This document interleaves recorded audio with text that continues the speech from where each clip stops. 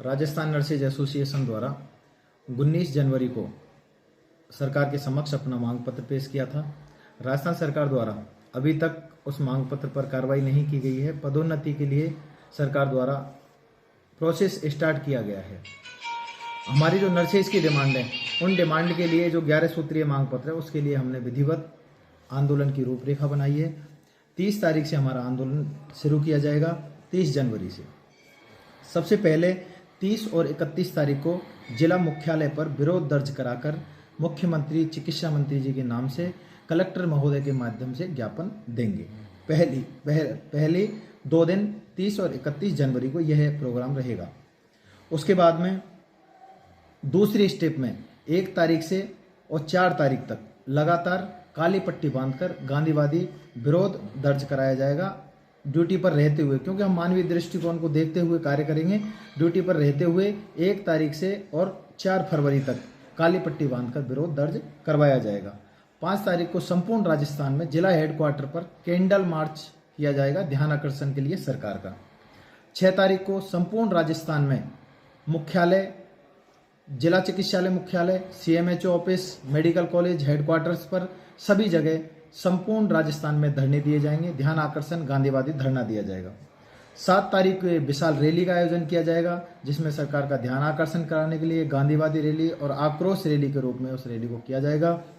साथियों, इसके साथ ही हमारे संघर्ष समिति की जो संयोजक हैं गिरीश जोशी जी, अनुभवी व्यक्ति हैं और RNT उदयपुर से सीनियर नर्सिंग ऑफिसर हैं और वो संघर्ष समिति हमारे संयोजक रहेंगे। हमारी मांग विशेष रूप से CHA जिन्होंने बहुत ही बेहतरीन सेवाएं दी थी, उनकी सेवा बहाली की जाए, सबसे पहली मांग।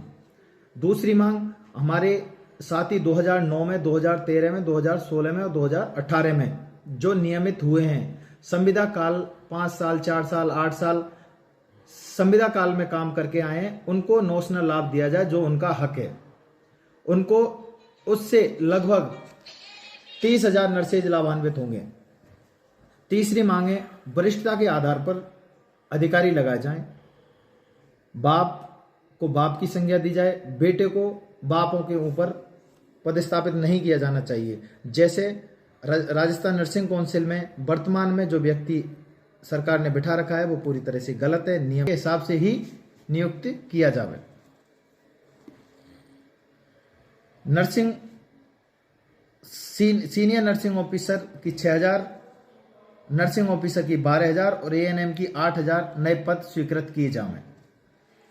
5वीं मांगे, नई भर्ती विज्ञप्ति जो जारी हो गई उसमें नर्सिंग ऑफिसर में कम से कम 8,000 पद जोड़े जाएं नर्सिंग ऑफिसर विज्ञप्ति में, जो कि राजस्थान सरकार के मुख्यमंत्री जी द्वारा स्वीकृत किए जा चुके हैं। तो देरी किस बात की, उसमें जोड़े जाएं, पद जोड़े जाएं, ANM के 5,000 पद जोड़े जाएं।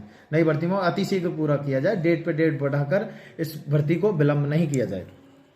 नर्सेज को दवा लिखने का अधिकार दिया जाए, क्योंकि ग्रामीण कैडर में दवा लिखें तो पिटें और दवा ना लिखें तो पिटें। हमारी ऐसी स्थिति हो रही है, अधिकारी दबाव बनाते हैं कि दवा लिखें और ग्रामीण फिर शिकायत कर देते हैं कि भाई नर्सिंग ऑफिसर दवा लिख रहा है, और संस्था को चलाना होता है। पब्लिक हित में दवा लिखने का अधिकार नर्सेज को दिया जाए, जिससे ग्रामीण परिवेश के लोगों को फायदा मिल सके।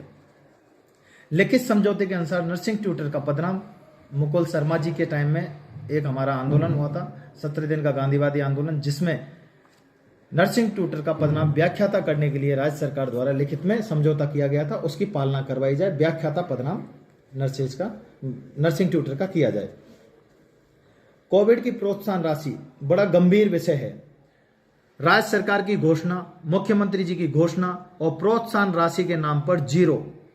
सरकार को यह सोचना चाहिए कि आपके आदेश की पालना आप नहीं करवा पा रहे, इससे दुर्भाग्यपूर्ण बात नहीं हो सकती। एक नर्सिंग कर्मी को 25 से 30,000 रुपये प्रोत्साहन राशि के रूप में मिलेंगे, जो आपको देने चाहिए। आपके आदेश अनुसार हैं, जिस तरीके से आपने आदेश किया उस नियम अनुसार सबको प्रोत्साहन राशि मिलनी चाहिए। नर्सेज का अलग से निदेशालय, जिसके लिए हम पिछले 10 वर्षों से संघर्ष कर रहे हैं। सरकार की तरफ से हमेशा आश्वासन मिलता है, मुख्यमंत्री जी की तरफ सब लोग मुख्यमंत्री जी की तरफ आशा भरी निगाहों से देख रहे हैं कि मुख्यमंत्री जी इस मांग को पूरा करेंगे, लेकिन अभी भी हम इस मांग से उपेक्षित हैं। नर्सेज का अलग से निदेशालय शिक्षा विभाग की तरह किया जाना चाहिए। नर्सिंग ट्यूटर, एसएनओ और नर्सिंग ऑफिसर का पद राजपत्रित किया जाए। जब एक व्याख्याता अटेस्टेड कर सकता है तो अधिकार हमें भी दिया जाना चाहिए, जिम्मेदार पद पर हैं। और nursing officer, senior nursing officer, nursing tutor जो कि एक अच्छा समाज निर्माण में अच्छी भूमिका निभाते हैं, तो उनको राजपत्रित पद दिया जाना चाहिए। वित्तीय कमेटी जितनी भी हैं उन वित्तीय कमेटियों में नर्सेज को शामिल किया जाना चाहिए। और डीपीसी प्रत्येक वर्ष मुख्यमंत्री जी ने जैसे कहा है, मुख्य सचिव महोदय के आदेश अनुसार प्रत्येक वर्ष में डीपीसी होनी चाहिए। अब तक क्या होता आया है, डीपीसी 5 साल में, 4 साल में कईयों को डेपर डालते हैं, मन मर्जी से सारा सिस्टम चल रहा है, ये नहीं होना चाहिए। प्रत्येक वर्ष में डीपीसी होनी चाहिए। और नर्सेज का जो ड्रेस कोड है, नर्सेज का ड्रेस कोड भी बदलना चाहिए। ये हमारी 11 सूत्रीय मांग पत्र है। और हम सरकार से आपके माध्यम से पुनः निवेदन करते हैं कि हम आंदोलन नहीं करना चाहते, सरकार हमें आंदोलन करने के लिए मजबूर कर रही है। यदि इस दौरान, आंदोलन के दौरान किसी भी तरह का कोई दुष्परिणाम आता है, उसकी समस्त जिम्मेदारी राजस्थान सरकार की होगी। हम हमेशा से ही सरकार को निवेदन करते हैं, लेकिन सरकार हमें उपेक्षित कर रही है।